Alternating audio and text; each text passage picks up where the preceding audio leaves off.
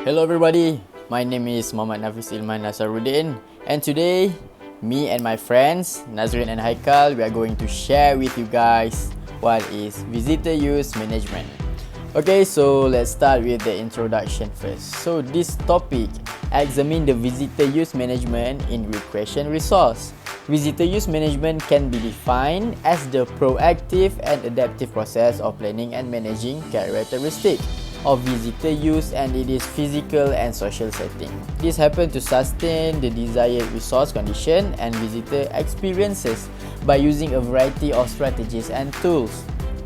This chapter attempts to provide a broad-based overview of the visitor use management in recreation resource. Besides, this topic will focus on the site management that will be explained more by me, and next one is 5 resources techniques and evaluation. That one will be elaborated more by Nazrin and Haikal. Okay, so let's proceed to the first subtopic in site management, which is 5 phases of the recreation experience. So the first one is anticipation and planning.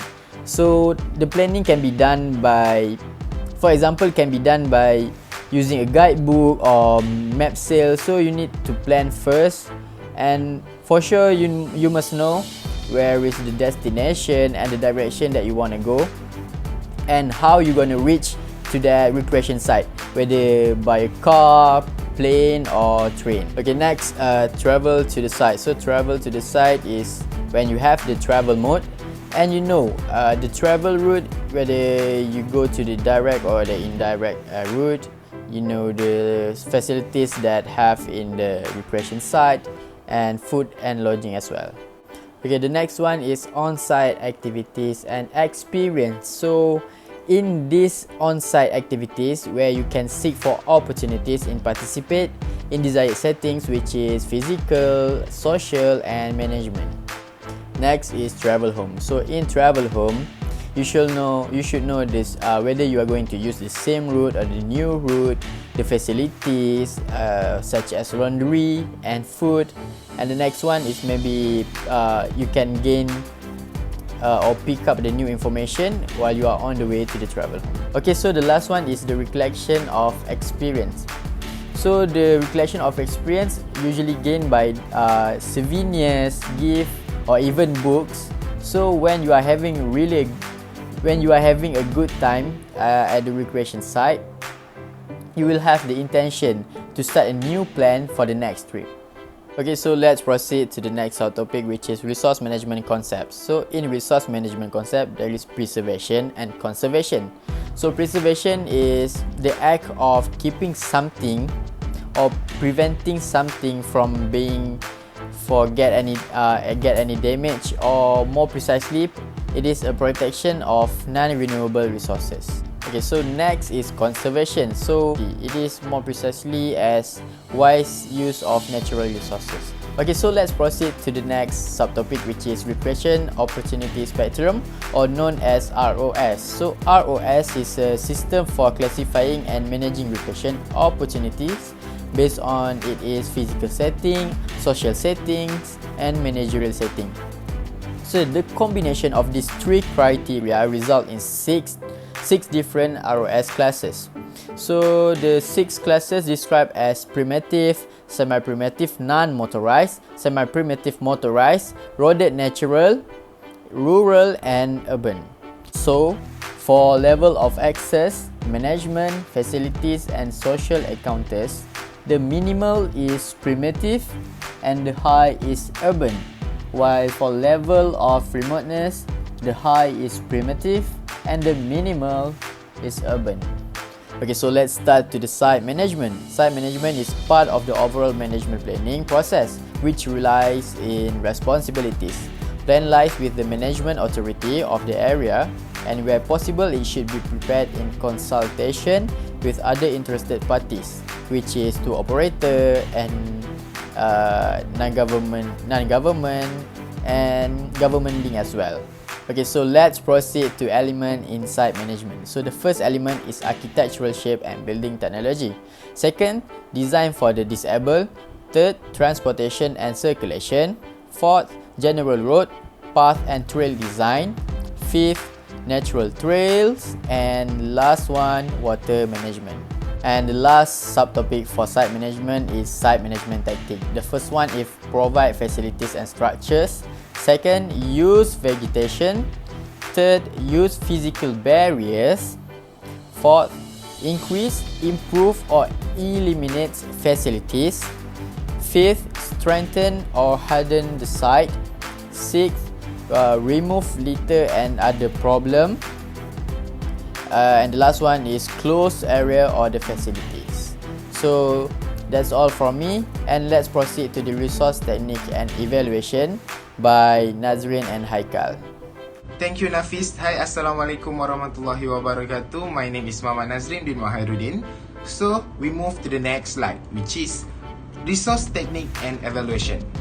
In resource technique and evaluation have 5 important points, which is the first one is carrying capacity, number 2 is limited acceptable change, number 3 is zoning, number 4 is visitors impact management, number 5 and the last one is visitors experience resource protection. So now let's go one by one. Okay, the first one is carrying capacity. What is carrying capacity? The definition of carrying capacity is the level of visitor use an area can accommodate while maintaining visitor satisfaction and minimizing or eliminating adverse impact. WTO UNEP 1992. For a given region, carrying capacity is the maximum number of individuals of a given species that an area resources can sustain indefinitely without significantly depleting or degrading those resources. Determining the carrying capacities for most organisms is fairly straightforward. For human, carrying capacity is much more complicated. The definition is expanded to include not degrading our cultural and social environment and not harming the physical environment in ways that will adversely affect future generations. There is 4 factors estimating carrying capacity. The first one is physical, second is environmental, number 3 is social, and the last one is economic and managerial. So, here are some recommendations for carrying capacity issue. The first one is management objective should be developed for all recreational areas. Management objective should be as explicit and quantitative as possible and should address natural resource, social and managerial factors. Without such objective, the concept of carrying capacity will remain an continuous issue with no basis for resolution. Moreover, management objectives are essential guide in formulating appropriate programs of management. Number 2 is manager should monitor recreational area to ensure that management objectives are met. Manager need to develop and implement reliable yet cost-effective monitoring system in many recreational areas. There is a serious lack of basic descriptive information about existing condition and even greater absence of information about trend in this condition. Number 3, recreation management should be considered within a broad approach that considers each recreational areas as part of larger system of areas. Research indicate that there is a wide diversity of taste for outdoor recreation. Management should provide a corresponding diversity of opportunities. A range of carrying capacity should be developed and implemented to meet recreation demands now and in the future. So let's proceed to the second point of resource planning and evaluation. So the second point is limit of acceptable change, LAC. What is LAC? It is used when there are signs that the environment is deteriorating, erosion of path, fewer sighting of wildlife and increasing accident rate. It is the degree of change or impact that will be tolerated for the resources in use. It implies the preliminary process of defining the desired resource condition and the consequent action necessary to maintain or achieve them. Numbers are not a concern, but the LAC focuses on the impact. In this case, a management agency determines what level of diver, visitor or infrastructure, cost change or damage are acceptable. For example, decline in coral cover of 50%, compliance monitoring and reactive management then aim to maintain a particular tourism site within those levels. Indeed, the LAC involves a whole process such as assessment, analyze and action. However, it is necessary both a clear definition of what is acceptable. For example, damage must not exceed the natural range of coral damage, or damage should not exceed 10% of natural damage levels, and a clear identification and specification of monitoring methods applies. The management agency must identify the source of impact and stop or control the source, not just the number of divers, but also maybe their lack of knowledge. The similarity between CC and LC could be summarized in 4 major points. Number 1 is deal with undesirable impact of tourism area utilization. Second point is set standard on how a tourism area should be managed to maintain sustainable state. Number 3 is help the stakeholder take action against the adverse effect. The last one is based on human judgment. So now let's proceed to the decision making. There is 2 steps of decision making. Step 1 is answer by dividing whether the amount of damage being caused is acceptable or unacceptable. Step 2, answer according to the type of damage being caused. Next slide. Step of LAC process. Step number 1, identify areas, concern and issue. Step number 2, define and describe opportunity classes. Step number 3, select indicators of resources and social condition. Step number 4, inventory existing resources and social condition. Number 5, specify standard for resources and social indicators for each opportunity class. Number 6, identify alternative opportunity class allocation. Number 7, identify management action for each alternative. Number 8, evaluate and select preferred alternative. And the last one, number 9, implement action and monitor conditions. I think that's all from me.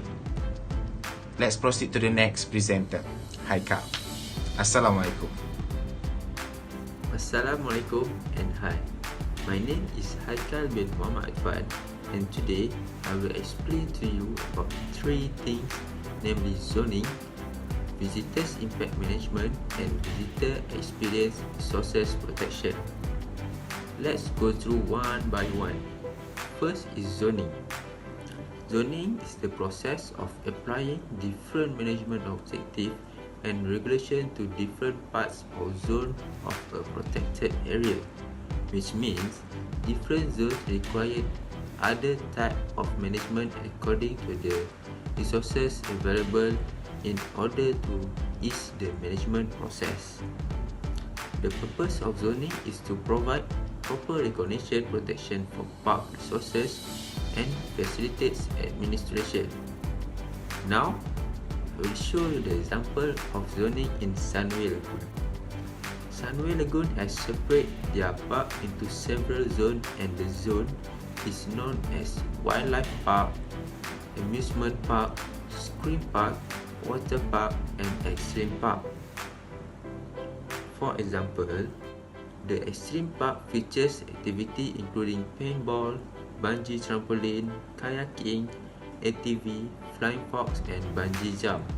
Meanwhile, Wildlife Park is an interactive and educational zoo with exotic, small and friendly animals from a range of birds, reptiles, mammals. The Wildlife Park is home to more than 140 species of animals. Here shown the difference between these 2 parks, which require different kind of management to adapt with their resources. Another example is in Ningaloo Marine Park.